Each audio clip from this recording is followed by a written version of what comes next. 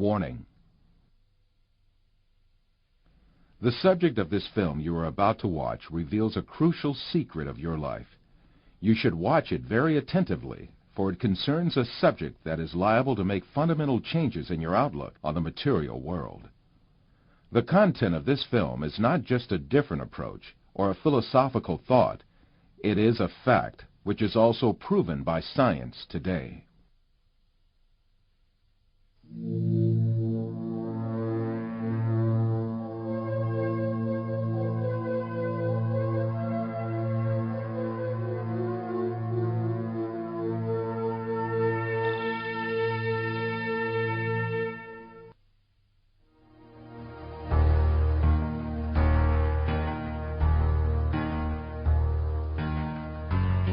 Man is conditioned right from the beginning of his life that the world he lives in has an absolute material reality. So he grows up under the effect of this conditioning and builds his entire life on this viewpoint. The findings of modern science, however, have revealed a completely different and significant reality than what is presumed.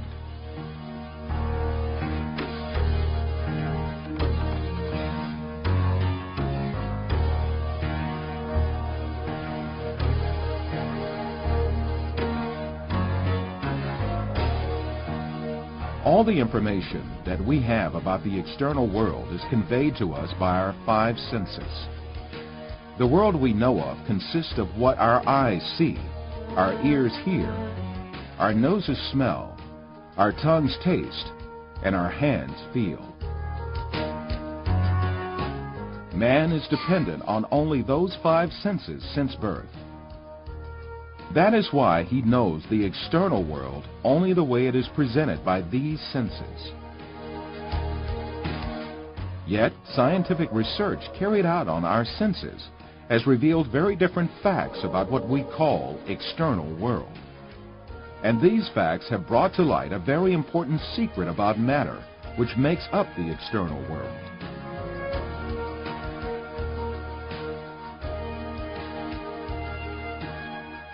Contemporary thinker Frederick Bester explains the point that science has reached on this subject. Statements of some scientists posing that man is an image, everything experienced is temporary and deceptive, and this universe is a shadow, seems to be proven by science in our day. In order to better grasp this secret behind matter, let us be reminded of our information about our sense of sight, which provides us with the most extensive information about the external world.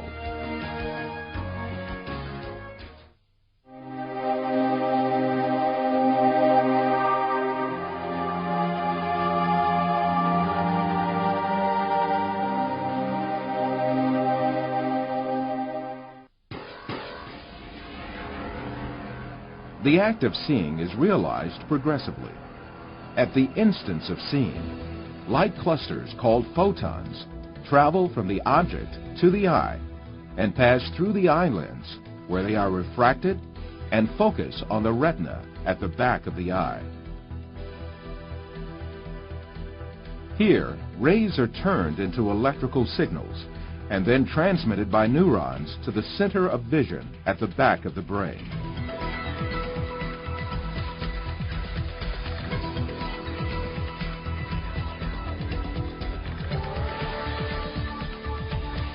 The act of seeing actually takes place in this center in the brain.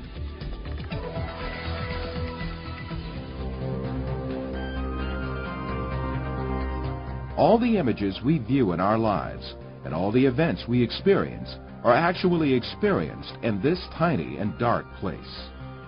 Both the film you are now watching and the boundless landscape you see when you gaze at the horizon actually fit into this place of a few cubic centimeters.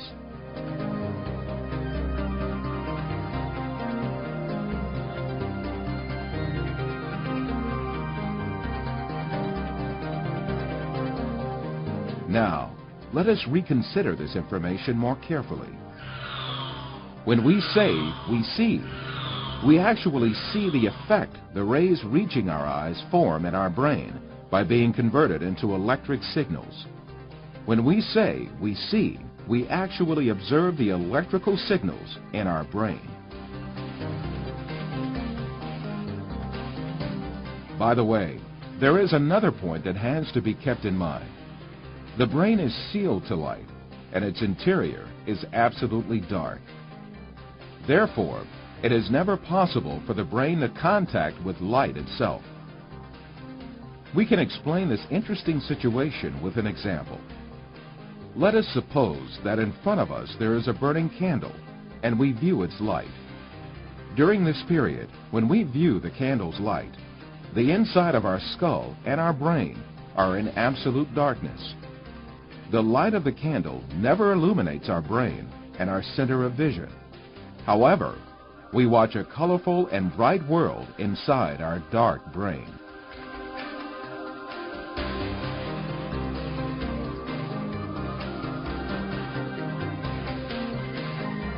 The same situation applies to all our other senses.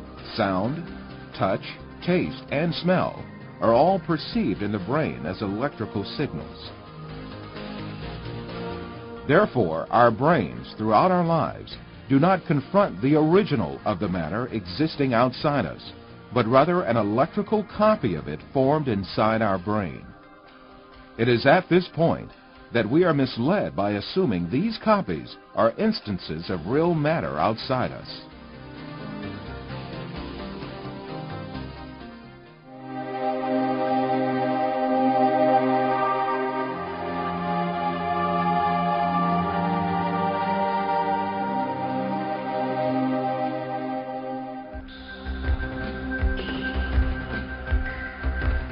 These physical facts make us come to an indisputable conclusion. Everything we see, touch, hear, and perceive is matter. The world, or the universe, is only electrical signals in our brain.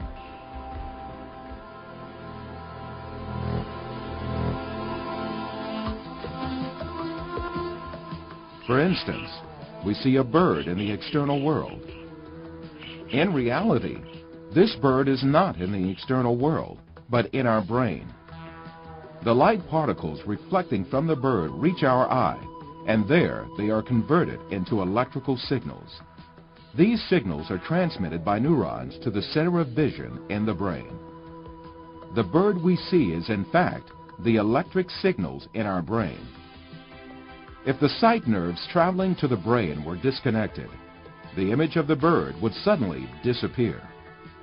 In the same manner, the bird sounds we hear are also in our brain.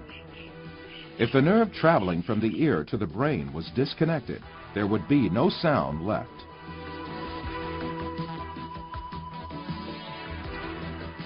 Put simply, the bird, the shape of which we see, and the sound of which we hear, is nothing but the brain's interpretation of electrical signals.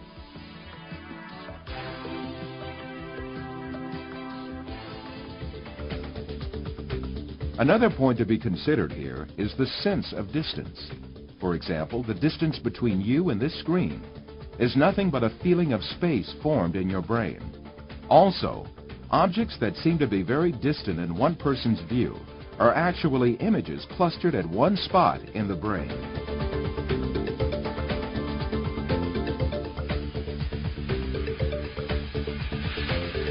For instance, someone who watches the stars in the sky assumes that they are millions of light years away from him. Yet the stars are right inside himself and the center of vision of his brain.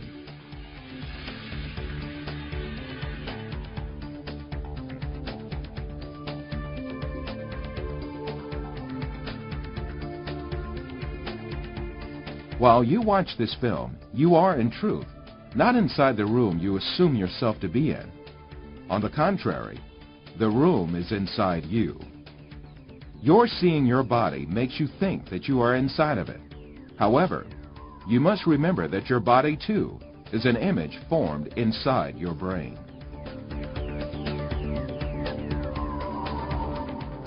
So far, we have been speaking repeatedly of an external world and a world of perceptions formed in our brain, the latter of which is what we see. However, since we can never actually reach the external world, how can we be sure that such a world really exists? Definitely we cannot. The only reality we cope with is the world of perceptions we live within our minds.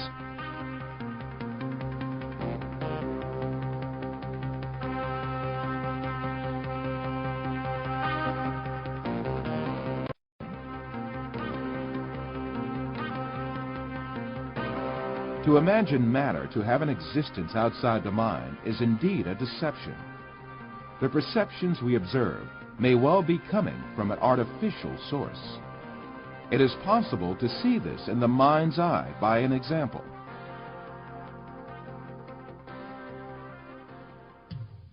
First, let us suppose that we could take our brain out of our body and keep it alive in a glass jar. Let us put a computer in which all kinds of information can be recorded.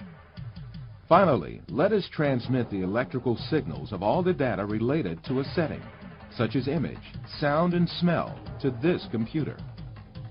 Let us connect this computer to the sensory centers in our brain with electrodes and send the pre-recorded data to our brain. As our brain perceives these signals, it will see and live the setting correlated with these. From this computer, we can send to our brain also signals pertaining to our own image. For instance, we can send to our brain the electrical correlates of such senses as sight, hearing, and touch that we perceive while we sit at a desk. In that state, our brain would think itself as a businessman sitting in his office. This imaginary world would continue as long as the stimulations keep coming from the computer. We would never realize that we only consist of a brain. It is indeed very easy for us to be deceived into believing perceptions without any material correlates to be real. This is just what happens in our dreams.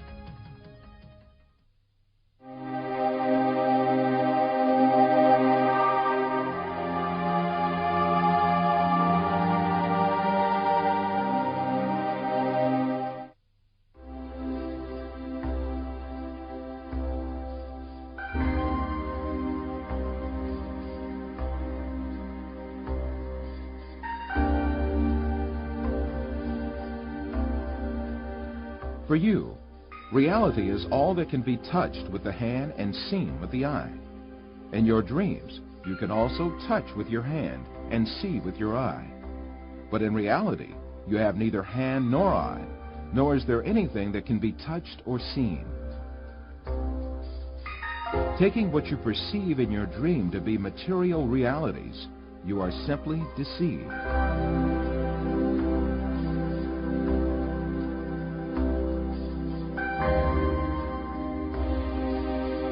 For example, a person deeply asleep in his bed may see himself in an entirely different world in his dream. He may dream that he is a pilot and command a giant airplane, and even spend a great effort to command the plane. In fact, this person has not taken even one step away from his bed. In his dreams, he may visit different settings and meet with friends, have a chat with them, eat and drink together. It is only when the person awakes from his dream that he realizes all were only perceptions. If we are able to live easily in an unreal world during our dreams, the same thing can equally be true for the world we live in. When we wake up from a dream, there is no logical reason for not thinking that we have entered a longer dream that we call real life. The reason we consider our dream to be fancy and the world as real is nothing but a product of our habits and prejudices.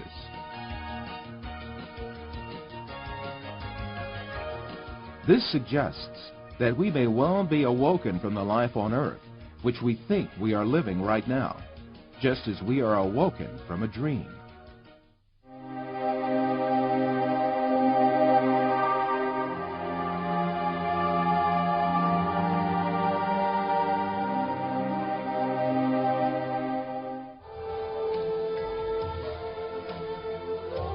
After all these physical facts arises the question of primary importance.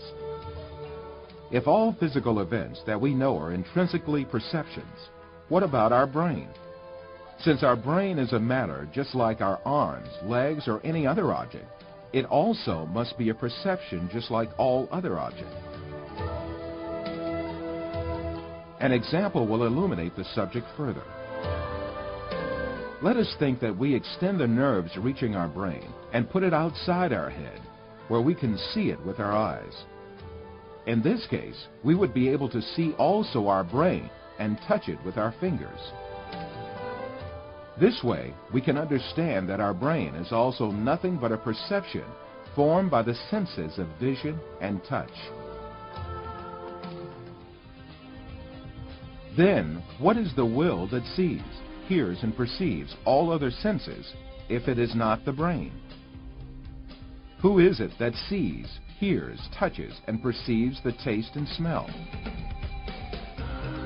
Who is this being that thinks, reasons, has feelings, and moreover that says, I am me? One of the important thinkers of our age, Karl Popper, also poses the same question. Since the Greeks, philosophers have been thinking about the ghost in the machine, the small man within the small man, etc. Where is I, the person who uses his brain? Who is it that realizes the act of knowing? As St. Francis of Assisi said, what we search for is the one that sees. In fact, this metaphysical being that uses the brain, that sees and feels, is the soul. What we call the material world is the aggregate of perceptions viewed and felt by this soul. Just as the bodies we possess and the material world we see in our dreams have no physical reality, the universe we occupy and the bodies we possess now also have no physical reality. The real absolute being is the soul. Matter consists merely of perceptions viewed by the soul. Yes, even if we start with the presupposition that matter is real, the laws of physics, chemistry, and biology all lead us to the fact that matter consists of an illusion and to the inevitable actuality of a metaphysical matter. This is the secret beyond matter.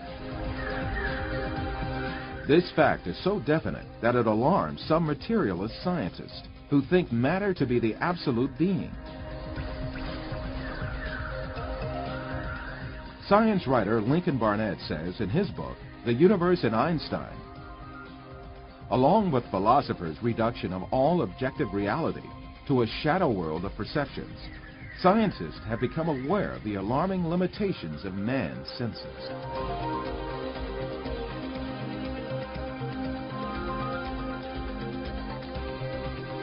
All these facts bring us face to face with a very significant question. If the thing we acknowledge to be the material world is merely comprised of perceptions given to our soul, then what is the source of these perceptions? In answering this question, we must consider the fact that matter does not have a self-governing existence by itself, but is a perception. Therefore, this perception must have been caused by another power, which means that it must have been created. Moreover, this creation must be continuous. If there were not a continuous and consistent creation, then what we call matter would disappear and be lost. This may be likened to a television on which a picture is displayed as long as the signal continues to be broadcast. If the broadcast stops, the image on the screen will also disappear.